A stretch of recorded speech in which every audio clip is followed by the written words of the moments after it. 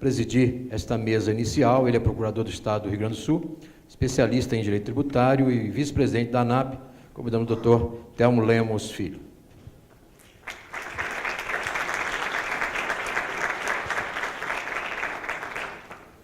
Para tratar do tema recursos e reexame necessário, ele é doutorando pela Universidade Federal do Rio Grande do Sul, procurador da Fazenda Nacional, doutor Paulo Mendes de Oliveira.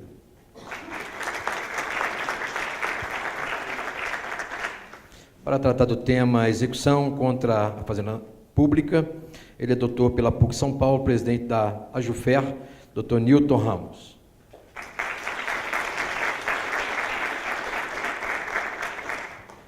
E com o tema os ônus financeiros do processo e a Fazenda, ele é consultor-geral da União, doutor Paulo Gustavo Medeiros Carvalho.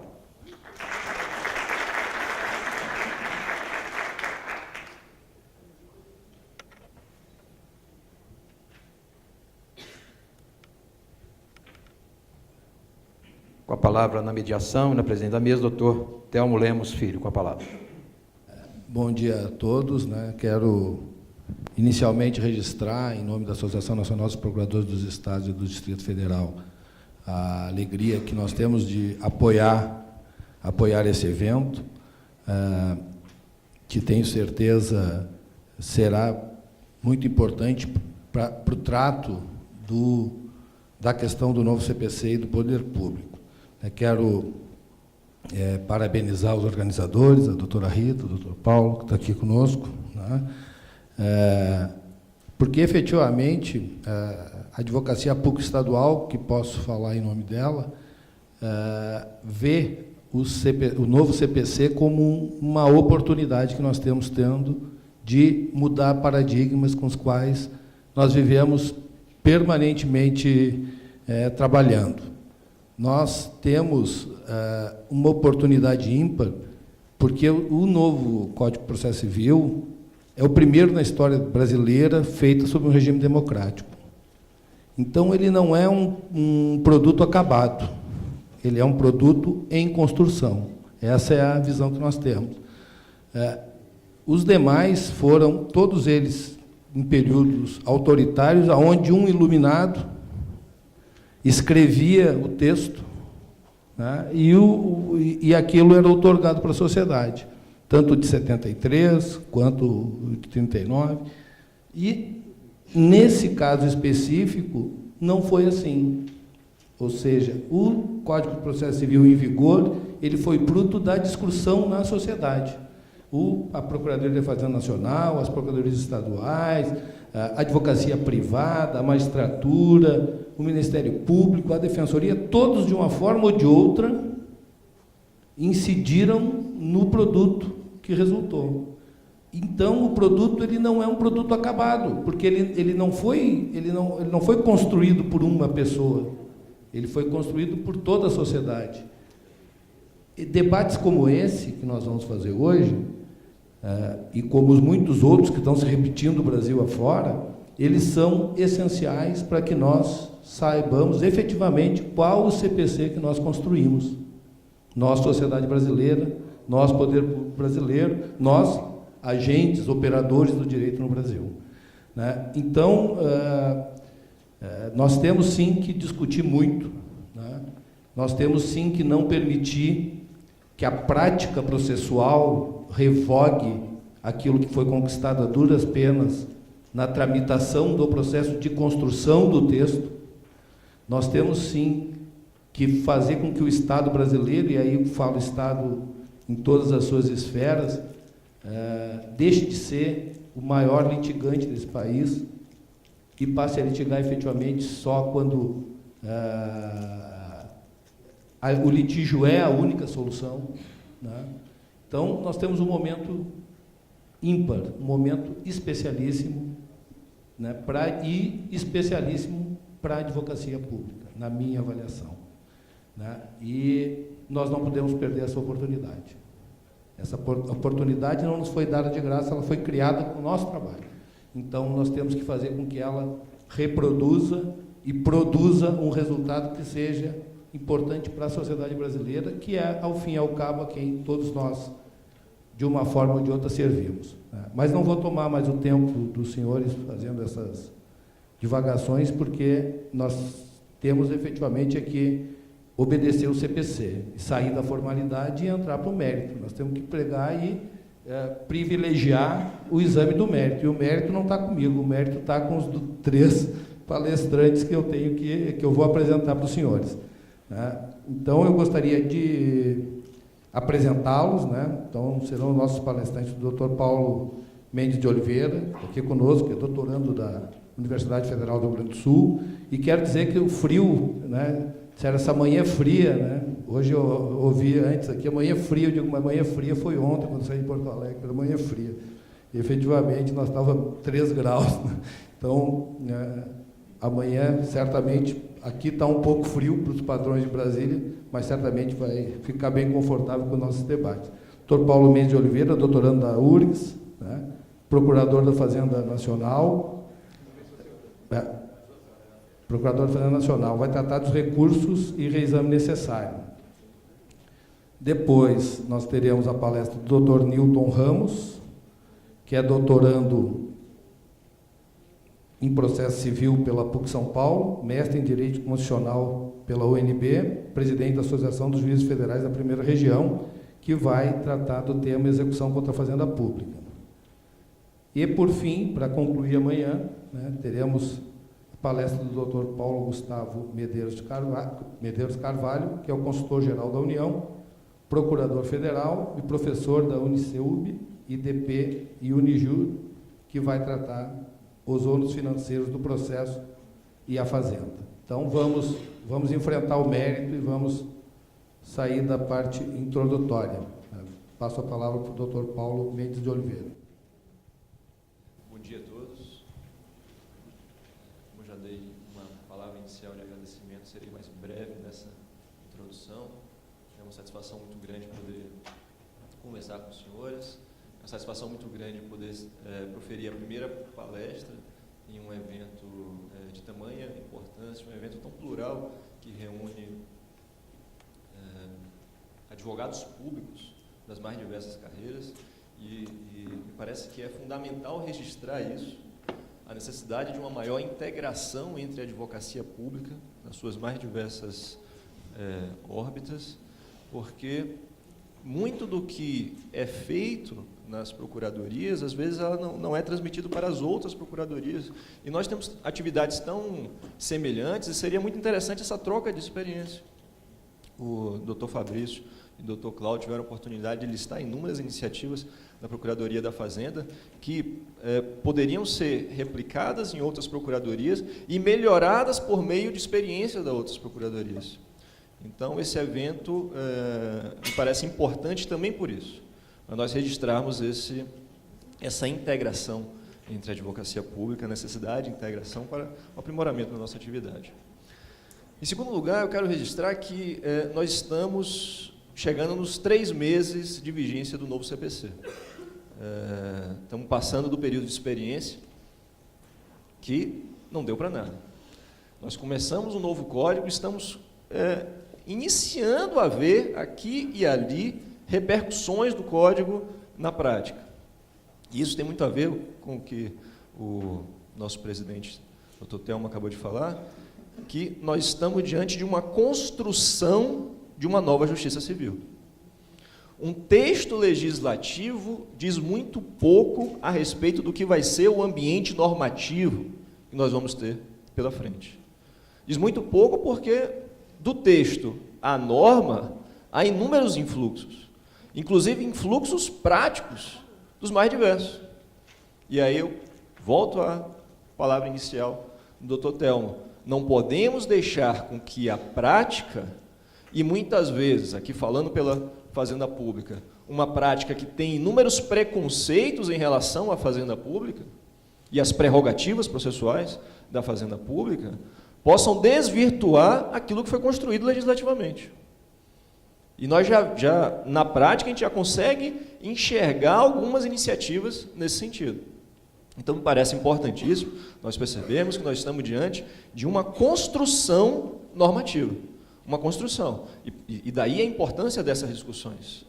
Nós vamos ver aqui, nessa tribuna, serem levantadas teses importantíssimas que nós devemos trabalhar no judiciário para tentar emplacá-las. E teses em consonância com aquilo que foi produzido legislativamente.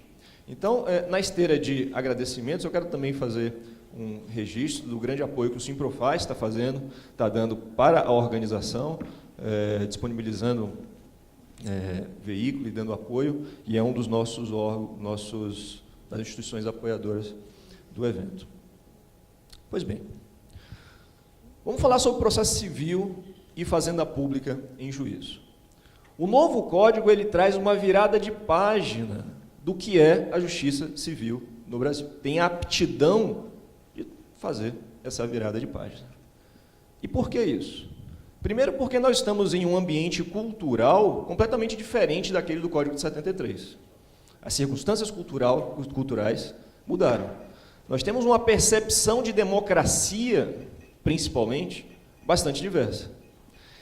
E a partir do momento que nós olhamos para essa percepção de democracia e verificamos que está cada vez mais acentuada a necessidade de participação do cidadão no exercício do poder e de respeito às liberdades individuais, isso influencia diretamente na conformação do processo.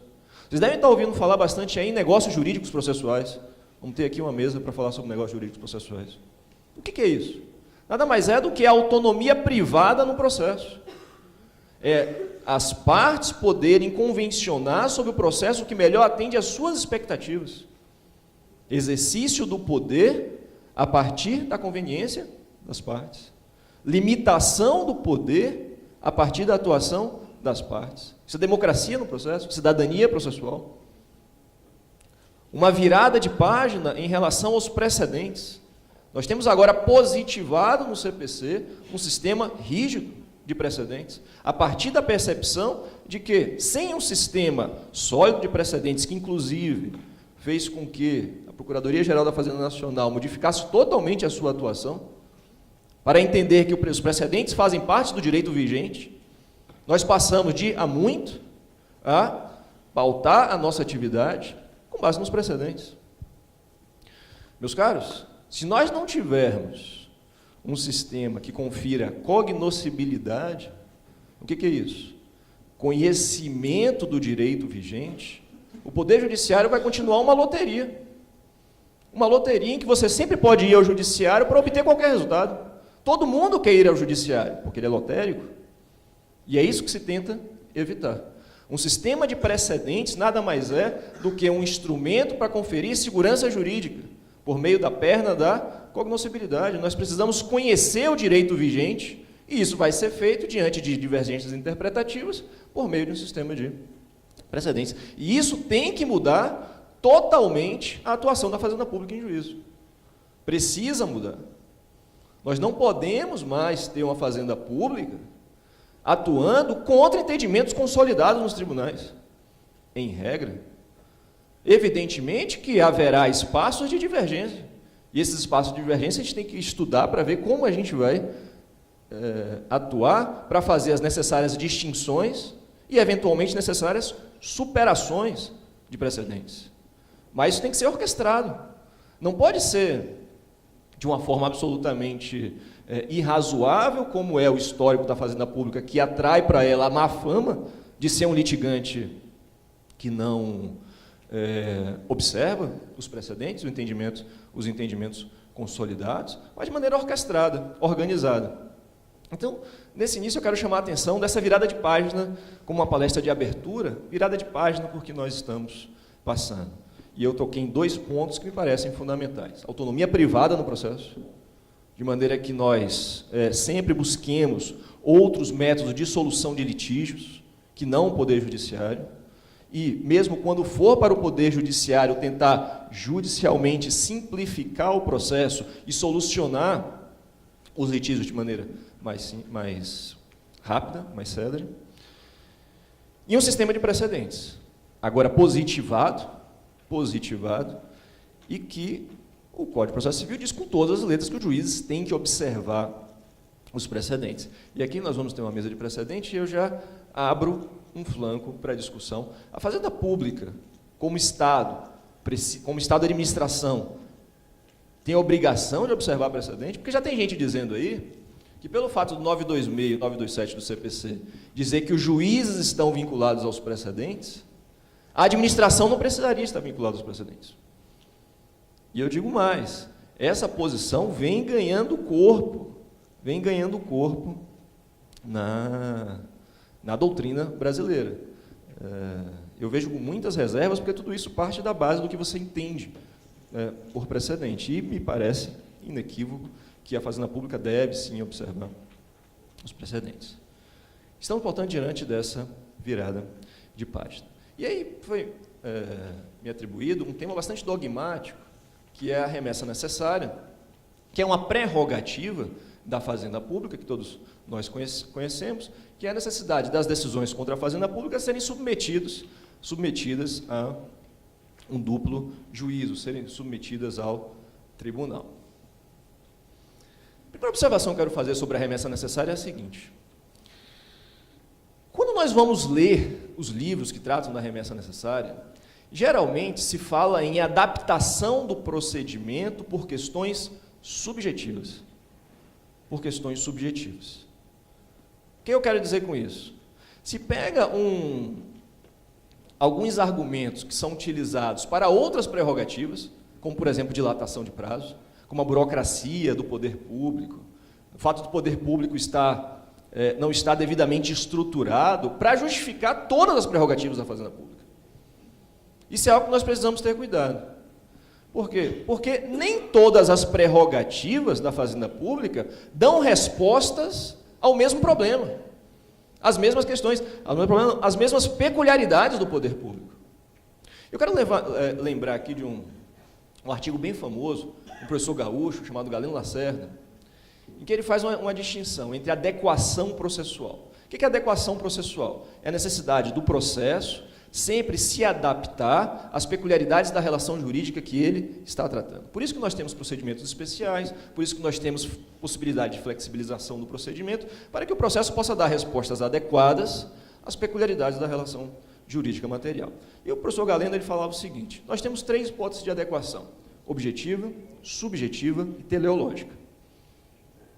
Quando nós falamos de remessa necessária, geralmente só se fala da adequação subjetiva, pegando argumentos de outras prerrogativas. O que eu quero chamar a atenção? É que nós precisamos entender a remessa necessária, que quase caiu na época da elaboração do Código. Houve uma resistência muito grande, e não à toa foram limitadas as suas hipóteses de cabimento. Mas atentar para a remessa necessária como uma espécie de adequação objetiva do processo.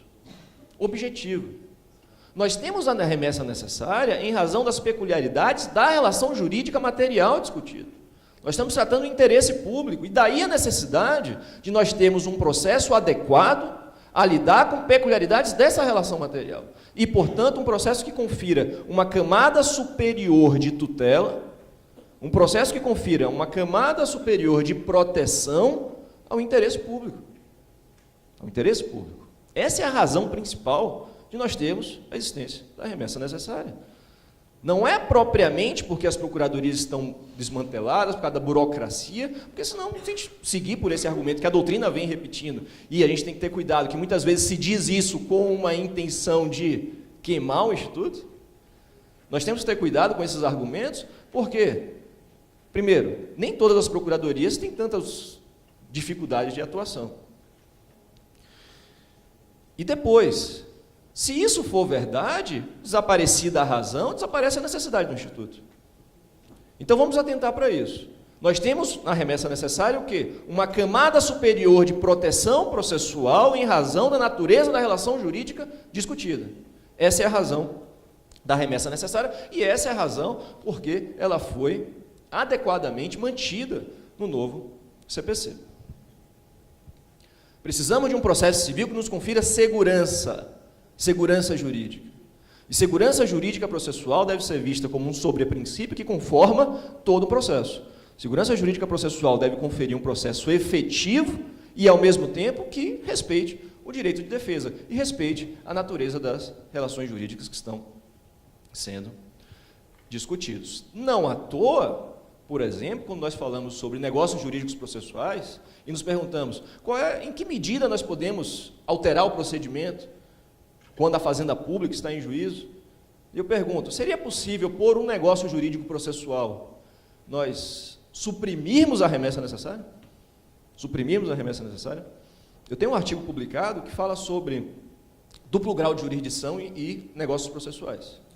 E nesse artigo eu defendo a possibilidade de as partes negocialmente estabelecerem que o procedimento vai tramitar com instância única. Bastante polêmico. Há experiência no direito comparado, se a gente olhar Portugal, na França, tem dispositivos que autorizam isso, mas no Brasil ainda é bastante estranho. Imagine nós contratualmente dizermos, olha, se eventualmente nós formos a juízo, nós vamos nos submeter a um processo de instância única. Eu posso retirar toda a demanda do Poder Judiciário, por meio da arbitragem. Eu poderia fazer isso, e nesse artigo desenvolvo algumas ideias dizendo que é possível, mas com alguns condicionantes. Entre esses condicionantes está a indisponibilidade do objeto litigioso. Logicamente, isso não poderia ser feito em relação à fazenda pública. Por que eu estou dizendo isso? Porque eu não poderia, por meio de negócio processual, suprimir a remessa necessária, tendo em vista o objeto litigioso, que justifica a sua existência. Pois bem, se nós olharmos no artigo 496 do CPC, lá que está regrada esse instituto do reexame necessário. Uma observação interessante que eu queria chamar a atenção dos senhores é a seguinte: começam a surgir vozes na doutrina, não sei se vocês já estão cientes disso, no sentido de que a remessa necessária, ela é um verdadeiro recurso de ofício. Ah, Paulo, mas isso sempre existiu. Sempre houve quem defendesse. Só que a doutrina era amplamente majoritária, no sentido de que a remessa necessária não responde aos requisitos da voluntariedade, da taxatividade, da dialeticidade, e, portanto, não se encaixa no conceito de recurso. Mas agora nós estamos vendo grandes autores, a exemplo do Leonardo Carneiro da Cunha, a exemplo de Fred Didier, que estão defendendo a natureza recursal da remessa necessária.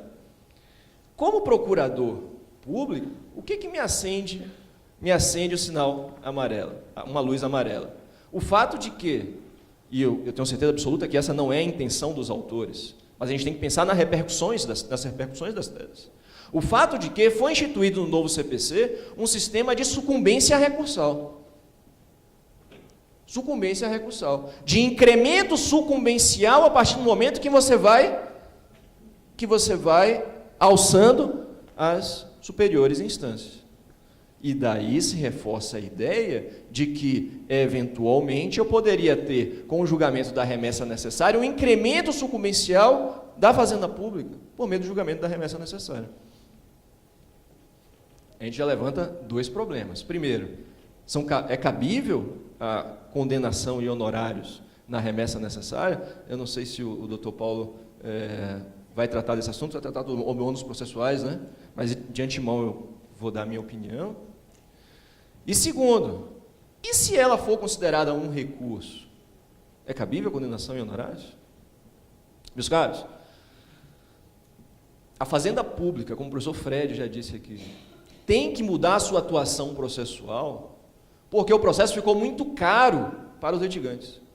O ônus da litigiosidade é muito alto. E esse ônus da litigiosidade decorre também dos honorários recursais. E aí vejam que interessante. Se eu interponho uma apelação, os honorários que foram arbitrados em primeira instância serão incrementados, serão aditados no tribunal. E aí vem a pergunta: será que isso ocorre quando nós estamos diante da remessa necessária? A fazenda não apela, os autos sobem pela remessa necessária, são devidos honorários em virtude do desprovimento da remessa necessária? Parece-me que não. E a doutrina especializada vem acompanhando esse entendimento, dizendo que, ora, a remessa necessária é algo que se opera de ofício, automaticamente, e não há o requisito da voluntariedade. Então, não faz sentido nós termos um incremento sucumbencial em decorrência de algo que já é previsto em lei.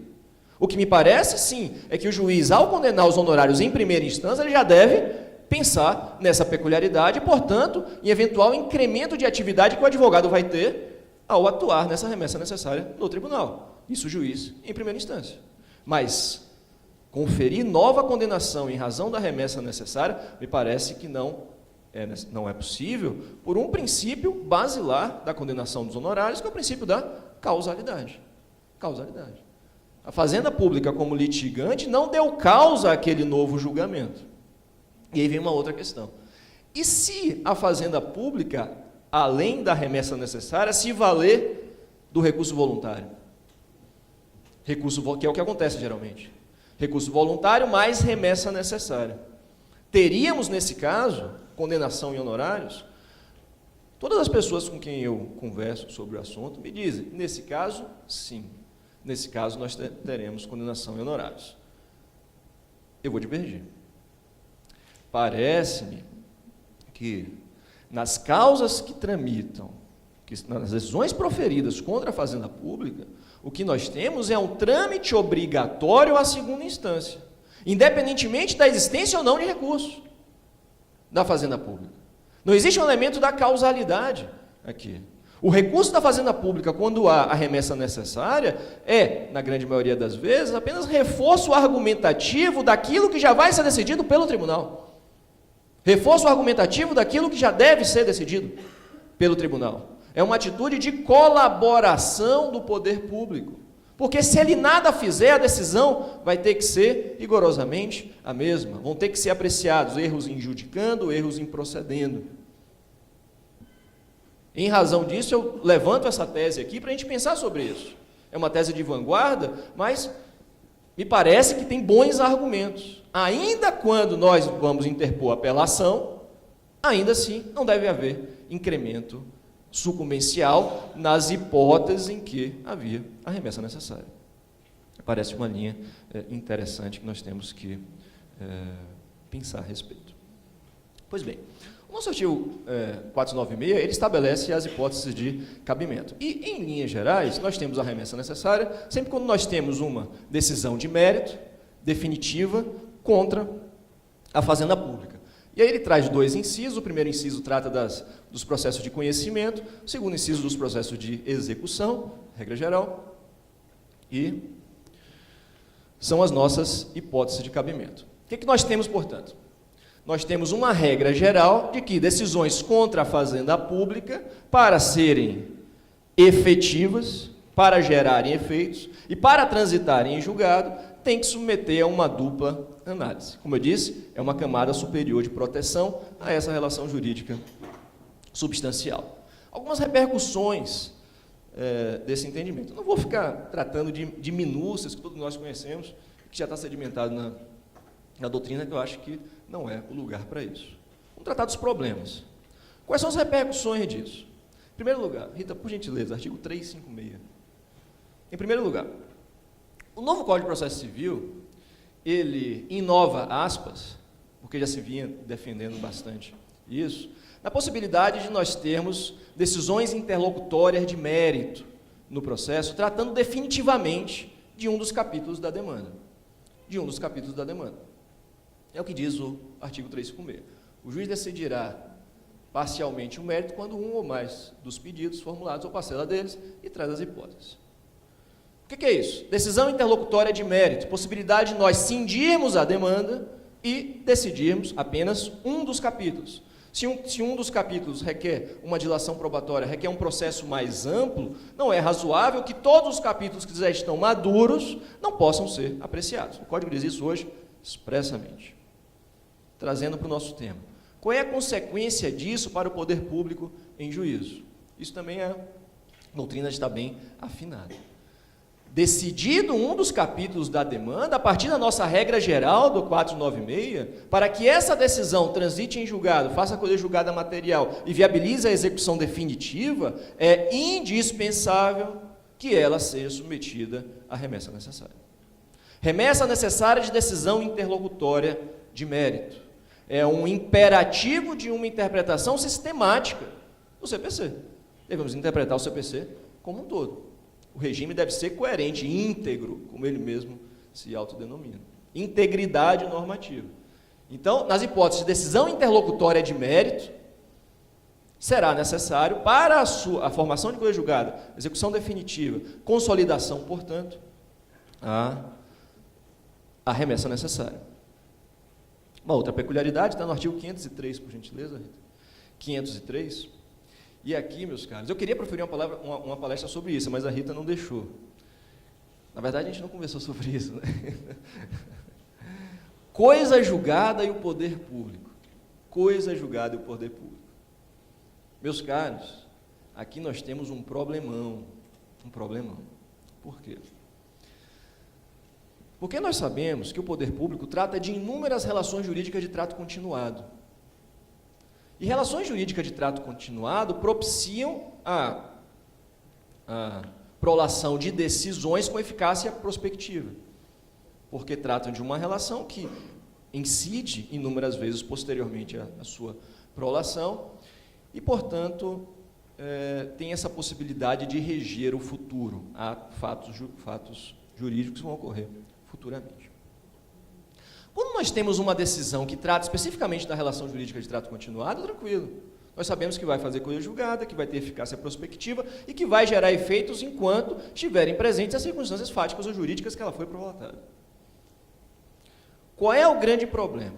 O grande problema é que muitas vezes essas decisões agora vêm como questão prejudicial. Vêm como questão prejudicial dos julgados.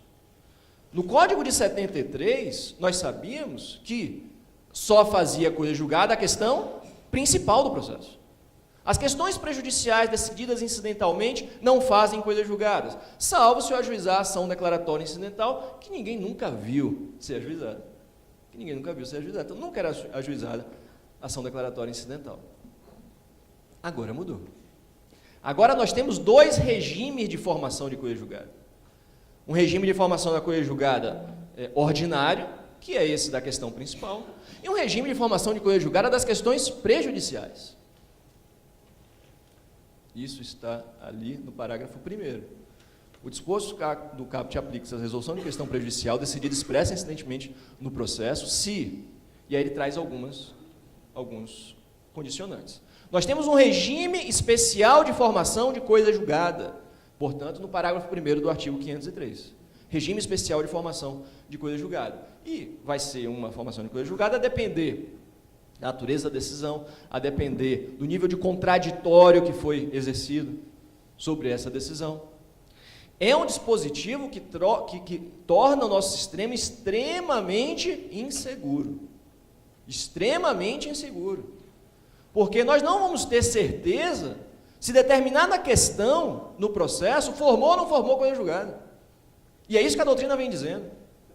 Que isso gera, na verdade, diz um dos maiores conhecedores do tema, que foi quem redigiu o dispositivo, o professor Antônio do Passo Cabral, do Rio de Janeiro, que o objetivo disso aí é gerar uma segurança sistêmica, uma segurança de todo o sistema jurídico, de maneira que as pessoas deixem de rediscutir questões diante da possibilidade de já terem sido feito coisa julgada,